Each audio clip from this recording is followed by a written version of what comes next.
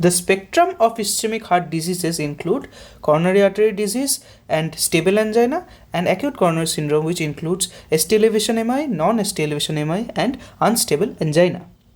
Now, the new classification of acute coronary syndrome starts from clinical features, then history and physical examination, then investigations, which include ECG and cardiac enzyme. Now, this has to be done within 10 minutes of patient arrival.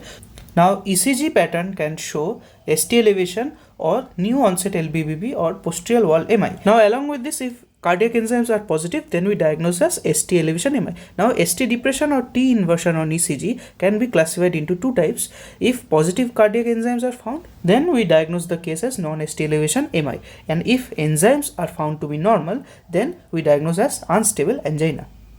Now, coming to the pathophysiology of various acute coronary syndrome, we can see in stable angina, the progressive luminal narrowing is found. Along with that, the stable fibrinous gap is present. And in unstable angina, there is also lumen narrowing, but sudden thrombus is formed.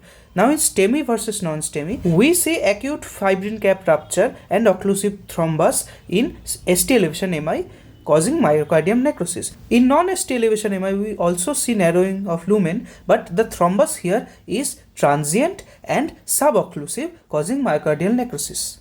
Now, the symptoms of acute coronary syndrome include acute chest pain. Now, this is known as angina pectoris. Now, other symptoms can be sudden heaviness over chest, burning sensation over chest, difficulty in breathing, and pain which is radiating to the lower jaw, neck, and left shoulder, arm, epigastrium, and till above umbilicus. Now, other non-specific symptoms can be anxiety, nausea, vomiting, and profuse sweating.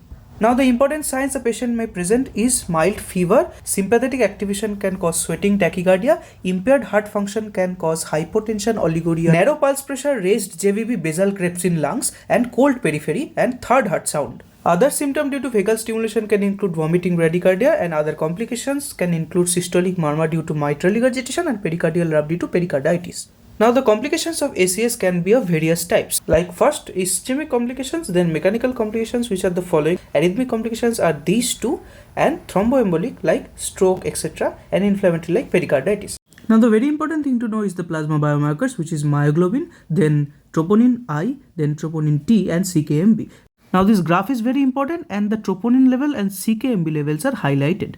Now, the very important part of acute coronary syndrome is its management, which is on the basis of ECG. Now, we can have three approaches: reperfusion, antithrombotic, and common. Reperfusion, we give aspirin, heparin, clopidogrel, fibrinolytics, and coronary interventions. In antithrombotic, we also give these three drugs along with GP2B3A inhibitors. In common, we do anti-ischemic therapy, then general measured therapy, and additional therapy like statins.